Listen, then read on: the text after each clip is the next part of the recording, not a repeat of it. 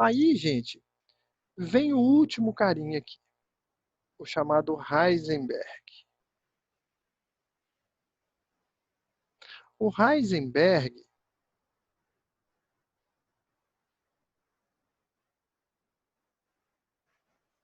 ele fala o seguinte: é impossível determinar simultaneamente a posição e a velocidade do elétron. A posição a velocidade isoladamente eu sei. A posição e a velocidade simultaneamente, ou seja, a trajetória do elétron, é o chamado princípio da incerteza. Tanto que quando você tem uma ligação, eu vou fazer uma ligação HCl.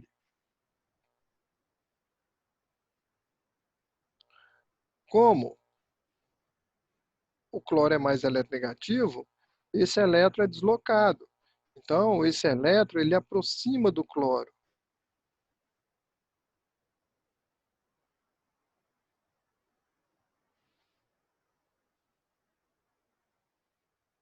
Então, nesse caso, agora eu tenho uma região onde eu vou ter mais elétrons. Então, aqui eu vou formar um polo negativo. É uma região onde eu tenho grande densidade eletrônica. Tá? Então, aqui a probabilidade de eu encontrar o elétron ela é muito maior aqui, perto do cloro, do que perto do hidrogênio. Tá bom? Então, aqui a gente trabalhou com probabilidades. Então, gente, num espaço reduzido de tempo, ó, nós falamos tudo de modelo atômico. E aí, vamos ver o que ele fala na questão 92. O princípio da incerteza de Heisenberg se encontra na base conceitual da mecânica quântica.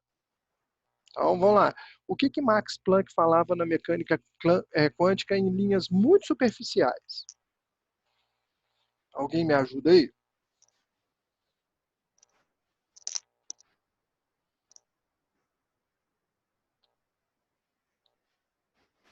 Hum? E aí, povo? O que vocês acham?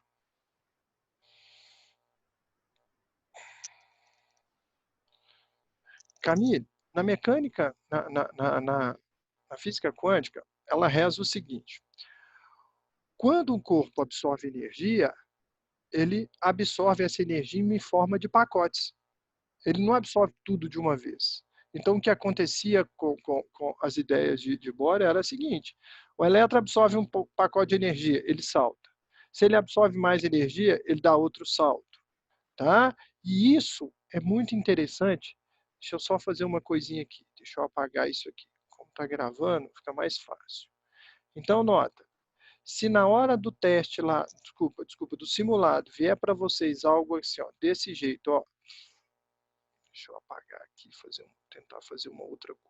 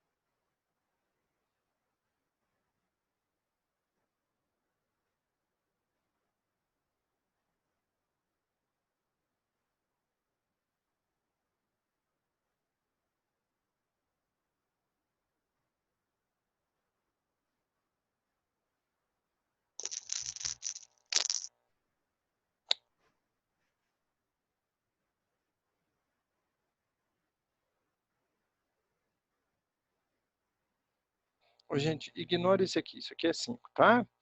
Então, nota, se ele te der um problema com um treco desse aqui, te pedir qual é o número de linhas de absorção ou de emissão que você tem, foi o que a gente viu, ó, eu posso pegar aqui, vou mudar aqui de cor. Esse elétron, ele pode, por exemplo, se for do hidrogênio, que tem uma camada só ocupada, ele pode dar esse salto, recebeu esse pacote de energia. Mas se ele recebe um pacote um pouquinho maior, ele pode pular aqui. Se recebe o outro,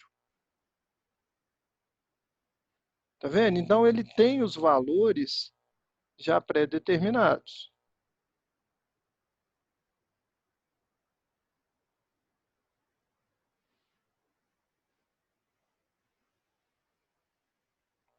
Então, saindo do primeiro nível, ele pode dar o quê? 1, 2, 3, 4, 5, 1, 2, 3, 4, 5, 6.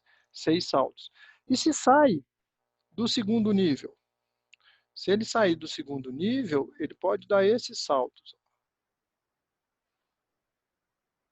Opa, vamos aqui, fazer igual eu fiz com o outro. Aqui. E aí vocês vão ver uma coisa que eu vou fazer agora. Depois que você descobre a primeira lenhada de raios, acabou. Então, olha lá o número de saltos que ele deu. Então, nesse caso aqui, aqui foram 6, aqui 5. Se salta daqui 4, se salta daqui 3, se salta daqui 2, se salta daqui 1. Aí é só a gente somando de modo fatorial. Então, vai ficar assim, ó, 6 mais 5 mais 4. E aí, quando você soma, ele vai te dar o quê? O número de linhas de absorção ou de emissão. Nesse caso nosso aqui foi de absorção, porque está saltando de um nível interno para o externo. Então, isso aqui, gente, foi a base disso que a gente discutiu agora. São pacotes. Ele vai aqui, ó, absorvendo pacotes de energia. E, de acordo com esse pacote, ele vai para o nível desejado. Tá? Não é tudo de uma vez. Ou seja, ele não dá só esse salto aqui, esse último grandão. Ele pode ir dando pacotes, saltos menores. Então, olha o que ele fala. O princípio da incerteza se encontra na base conceitual da mecânica quântica. Simplificando esse princípio, define os limites fundamentais inerentes aos sistemas subatômicos. Em seu experimento mais conhecido, ele irradiou fótons em uma superfície com elétrons. Entretanto, como os fótons forneciam energia para os elétrons, isso fez com que eles mudassem de velocidade e, consequentemente, de posição.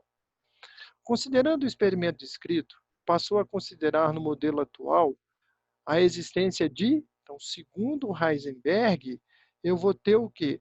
Uma determinada região chamada de quem? De orbital. Então, quer ver uma coisa? Camille, defina a orbital, por favor, filha.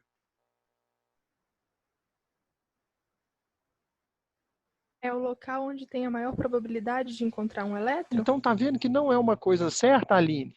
A probabilidade é um local incerto. Então, o princípio da incerteza de Heisenberg, ele não tem fundamento certo. É um local onde eu possa encontrar quem? Esse elétron. Tá? Ok, gente? Ficou claro para todo mundo? Sem problema? Podemos seguir? Então, a respostinha dessa primeira questão para a gente é a letra C. Ficou claro? Alguém quer fazer alguma pergunta, alguma colocação? Ô, Eric, Oi, Camille, pode falar.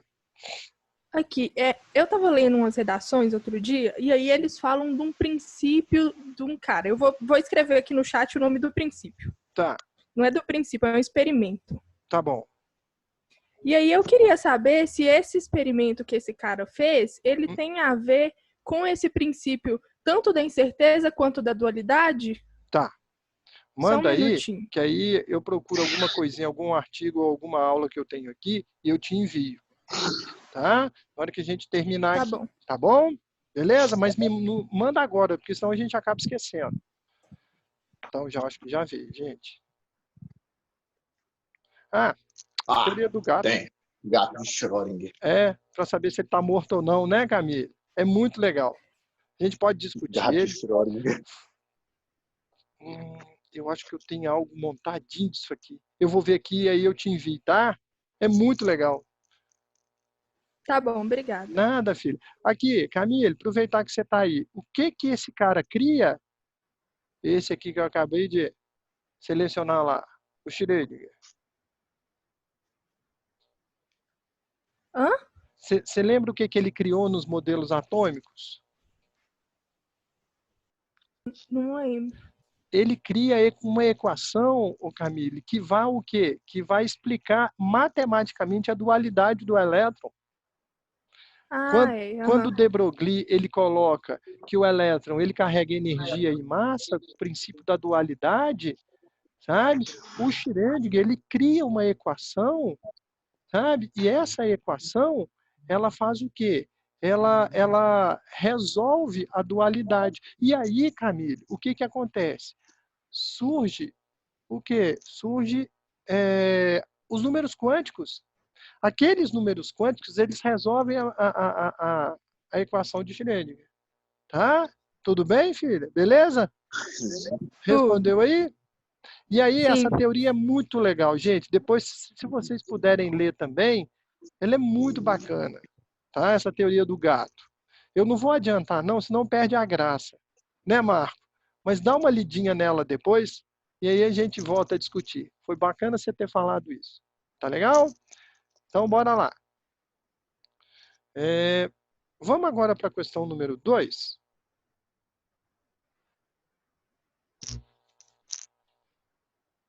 Então, deixa eu só tirar o chat aqui. Deixa eu apagar aqui.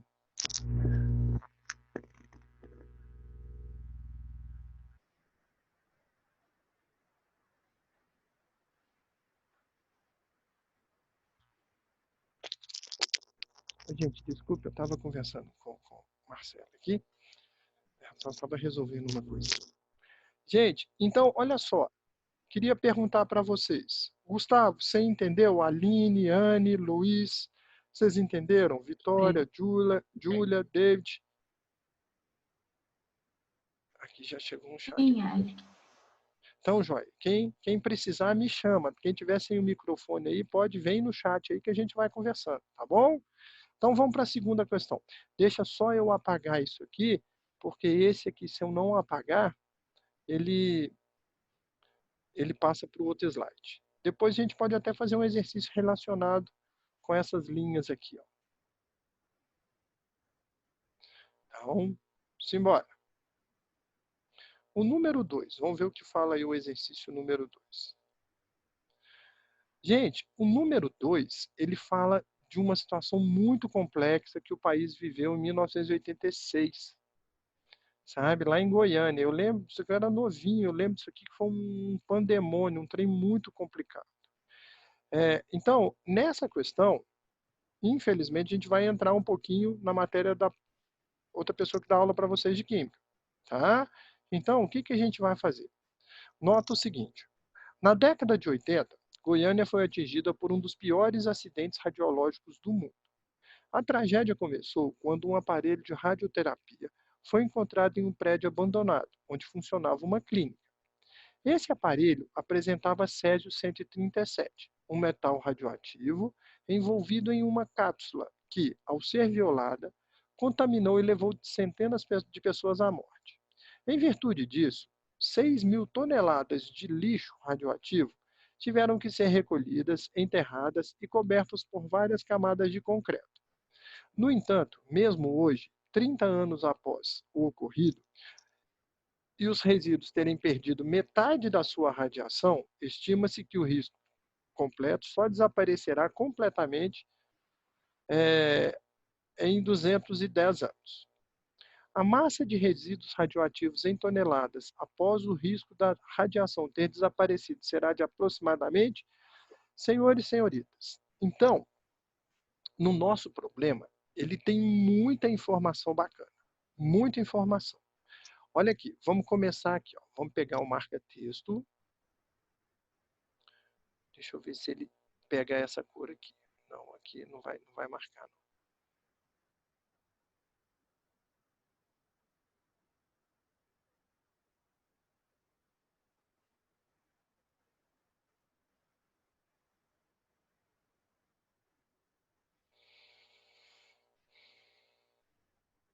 Então, vamos tentar aqui, gente. Vamos ver se vai dar. Senão, a gente vai só grifando. Olha só. Mesmo, no entanto, mesmo hoje, 30 anos após o ocorrido, e os resíduos terem perdido metade da radiação. Então, isso aqui é extremamente importante para a gente. Após os resíduos terem perdido metade da radiação. E aí, o que isso significa para a gente? Que isso é A meia-vida dele. justamente, Marco, era o que eu precisava escutar. Então, o que é o tempo de meia-vida? Deixa eu fazer melhor. Acho que a gente vai até mais rápido.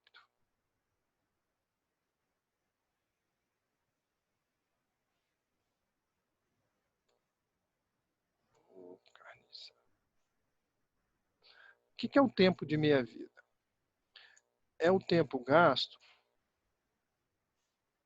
para reduzir pela metade a massa inicial de uma amostra radioativa. Então, gente, nota, eu vou ter que reduzir pela metade a massa inicial de uma amostra radioativa. E para isso aqui ocorrer, se eu reduzir pela metade a massa inicial, eu reduzir pela metade o número de átomos. Se o átomo depende da massa atômica, tá? Aqui, se eu reduzo pela metade a massa inicial, eu vou reduzir o número de átomos. Tá? Então, isso está vinculado, a gente não pode perder o rumo da coisa, não. Tá bom? Então, nota aqui, moçada, o que a gente passa a ter aqui? Então, o meu período de meia-vida, então, o período de meia-vida, ele vai ser igual a quem? Então, vamos voltar uma coisa? Vamos entrar aí na aula de física? Vamos pedir licença para Alexandre, vamos dar uma vasculhada na aula de física dele. Quer ver uma coisa?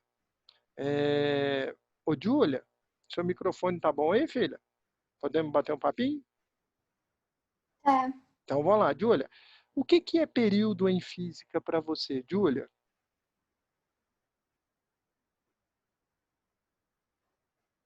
Você lembra? Período, acho que é o tempo de uma oscilação, alguma coisa assim. Justamente, certíssimo, Júlia.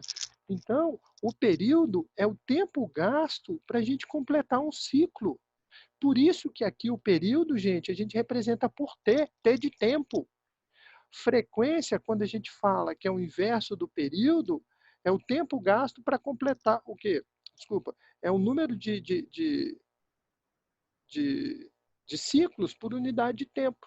Isso é a frequência. Tá? Então, o tempo T meio é período de meia-vida. Tá? É o tempo de meia-vida. Tá bom? Então, bora aqui. Ô, Vitória, olha para cá. Então, ele está falando, Vitória, que 30 anos ele fez o quê? Ele reduziu pela metade quem? A massa inicial dessa amostra. Concorda aqui, Vitória? Isso está no problema. Tá? Ó, após 30 anos, os resíduos perderam metade da radiação. Então, o período de meia-vida, 30 anos. Agora, nota.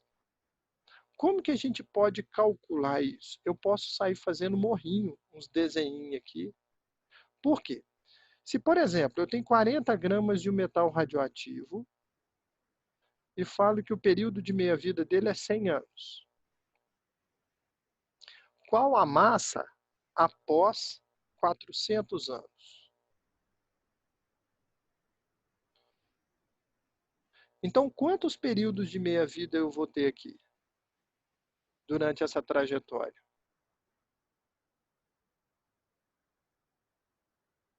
4. 4. Boa, Vitória, isso aí. Eu vou ter 4. Como que eu faço para descobrir o período, o número de períodos de meia-vida? É o tempo total dividido pelo tempo de meia-vida, o período de meia-vida. tá? Onde x é igual ao número de períodos de meia-vida. Gente, aqui vai ser assim, ó, a gente vai lançando o link, tá? Na hora que terminar isso, eu vou lançando outro. A gente vai até 3 e pouquinho, tá bom? Então, senhores e senhoritas, nota lá, o meu tempo total, 400 anos. Período de meia-vida, 100. Então, meu x igual a 4. Então, nota, após 100 anos, a massa dele passou para 20, porque foi o tempo que eu gastei para reduzir pela metade. Mais 100 anos, ele vai a 200. A massa é 10. Após 100 anos, ele foi para 300, a massa dele passou a ser 5. Após mais 100 anos, ele foi para 400, é o que eu quero, a massa dele passou a ser 2,5. Agora pensa só, pensa se o número de períodos de meia-vida que eu tenho aqui, pensa se ele for igual a 3.600. Pensa eu fazer esse tanto de morrinho, fazer 10 morrinhos. Aí vai encher a paciência. Então, como que fica mais fácil para a gente calcular o número de, a massa final de uma amostra? A massa final, Camille, ela vai ser o quê? Vai ser sempre a massa inicial dividido por 2 elevado a x. Onde x, a ele aqui, ó, é o número de períodos de meia-vida. Tá? Então, aqui, massa inicial, massa final, número de períodos de meia-vida. Tá bom? Por que dividido por 2?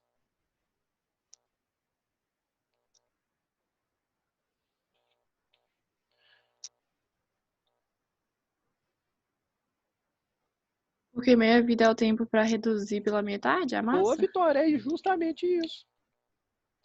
É o tempo para reduzir pela metade. Reduzir pela metade eu vou dividir por 2. E cada salto que ele dá, eu estou dividindo por 2. Tá bom? Então, bora aqui. Vamos fazer esse exercício. Deixa eu aqui, alguém me chamou no chat aqui. Oi, Aline, pode falar. Tem, você pode fazer por regrinha de 3, vai.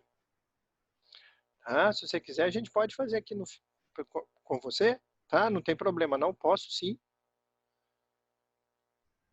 Então, olha só. Eu faço aqui, vamos achar aqui o valor e eu vou fazer para você, tá? Beleza, Aline? Então, gente, o que a gente passa a ter aqui? Cadê? Mais uma perguntinha. Ah, não, então ela só respondeu aqui. Deixa eu pegar aqui minha canetinha. Deixa eu ver agora. Então, olha para cá todo mundo, por favor. Vamos fazer ela aqui para diferenciar. Vamos fazer ela de outra cor. Vou fazer ela aqui de cor preta. Então, eu tenho a massa final, que é a massa que ele quer, vai ser igual à massa inicial. A massa inicial são 6.000 toneladas. Então, 6.000.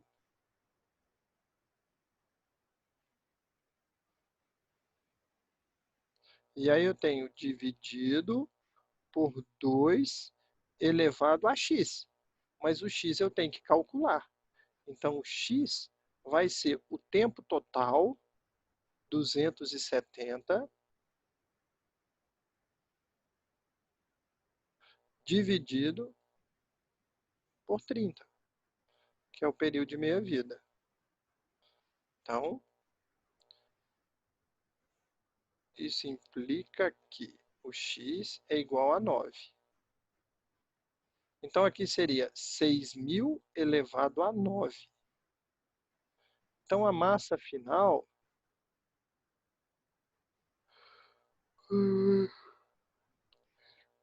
Desculpa, 6.000 dividido por 512. Deixa eu só fazer essa continha aqui.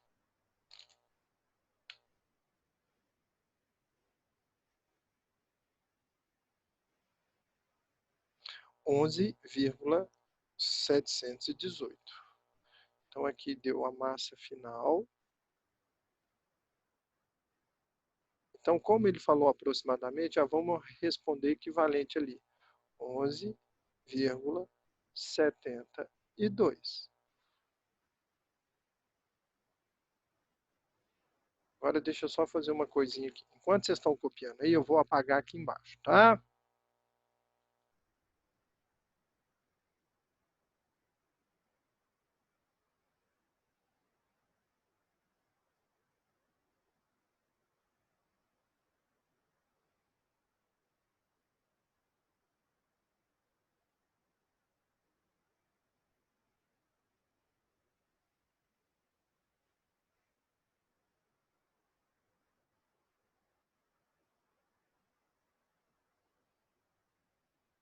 Tudo bem até aqui, gente?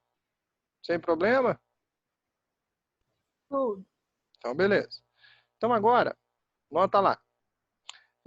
Primeira coisa, o Aline, eu tenho esse 2 elevado a x, infelizmente eu vou ter que descobrir, porque eu vou ter que descobrir o número de períodos de meia-vida. Tudo bem? Então, a gente tem o seguinte, o número de períodos de meia-vida é 2 elevado a x. Então, se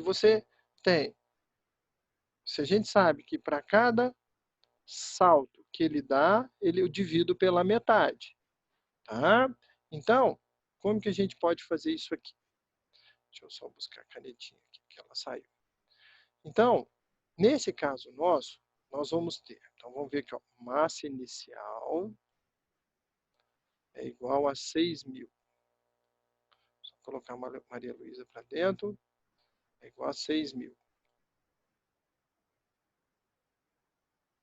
A massa final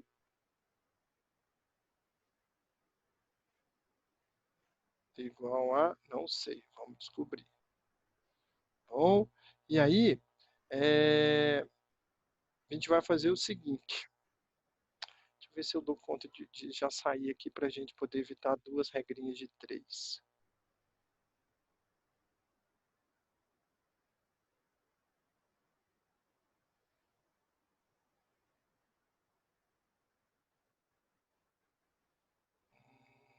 Não, eu vou ter que fazer duas regras de 3 mesmo.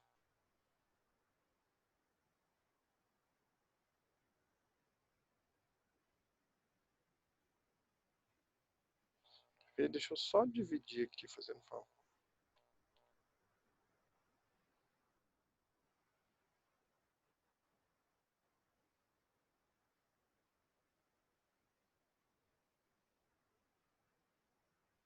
Ah, não, senão eu teria que usar exponencial. Vou ter que fazer duas mesmo.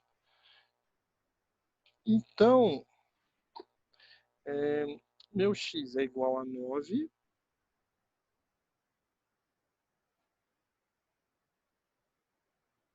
Seis mil.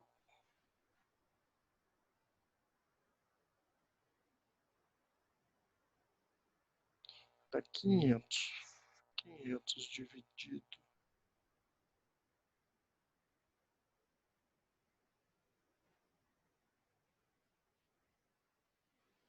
Não é que eu vou usar mais de duas regras?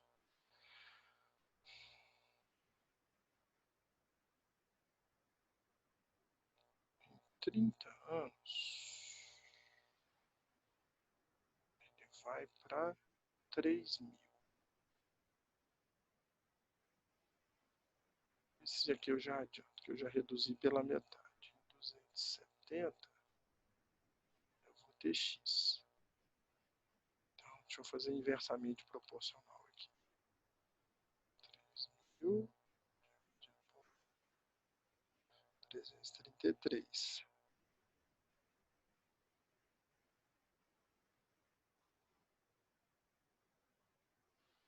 Exponencial. Nossa, usar exponencial vai dar.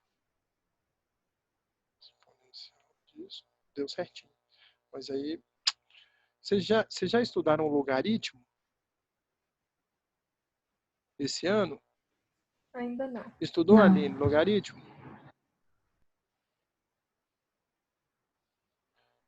Não, né? Então eu vou evitar.